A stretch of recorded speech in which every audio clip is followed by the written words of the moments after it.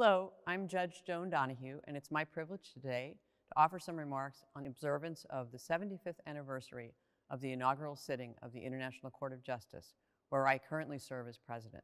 I speak to you from the iconic Great Hall of Justice of the Peace Palace in The Hague, where 75 years ago today, the court held its inaugural session. On that same day, the Assembly of the League of Nations adopted a resolution dissolving the court's predecessor, the Permanent Court of International Justice. So the 18th of April, 1946 marks the passing of the torch of international adjudication to the new court, the principal judicial organ of the newly created United Nations. The quest for a standing world court was pursued with great vigor in two peace conferences held in The Hague in 1899 and 1907. Such a court, it was hoped, would lead states to settle disputes in a courtroom rather than through force. This was an ambitious idea then, as it was 75 years ago, and as it remains today. Sovereign states do not easily place their disputes in the hands of international adjudicators who can render a binding decision.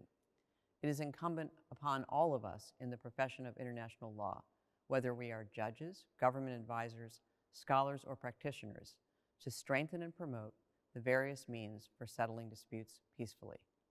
As judges of the International Court of Justice, we are always mindful of this responsibility. During the first 75 years of the court's existence, states have submitted over 140 disputes to it. Over 25 requests for advisory opinions have been referred to the court by United Nations organs and specialized agencies. Although the statute of the court is ambitious in certain respects, it is also circumspect.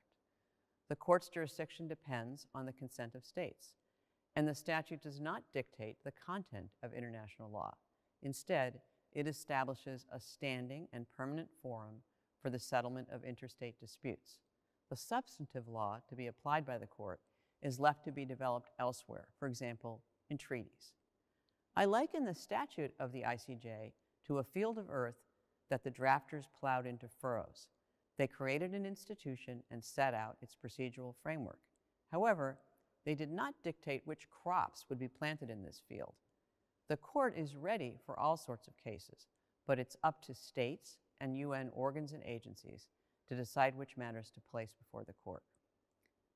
The court has demonstrated that it is equipped to tackle cases related to new areas of international law that have emerged and developed since its first sitting. In recent years, for example, the court has gotten high marks for the way it has handled scientific and technical aspects of environmental disputes. The docket has also included cases arising under a number of important human rights treaties. At present, outer space law is one field that's burgeoning. There are lively discussions about the legal framework applicable to many aspects of the cyber world.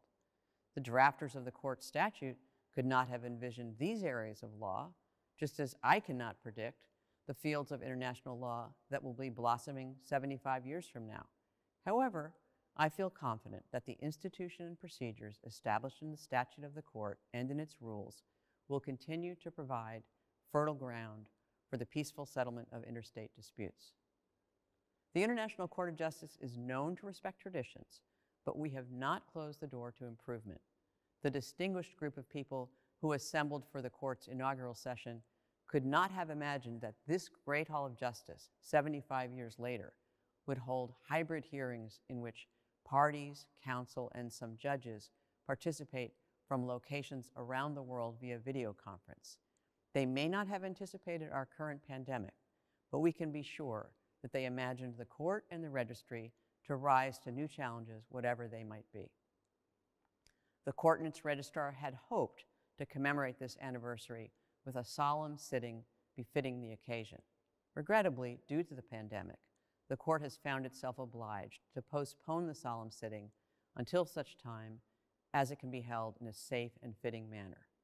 Allow me, therefore, to conclude these brief remarks by noting that I look forward to that event, where I hope we'll be able to welcome guests in person to the Great Hall of Justice to reflect on this important milestone and to celebrate the court's promising future.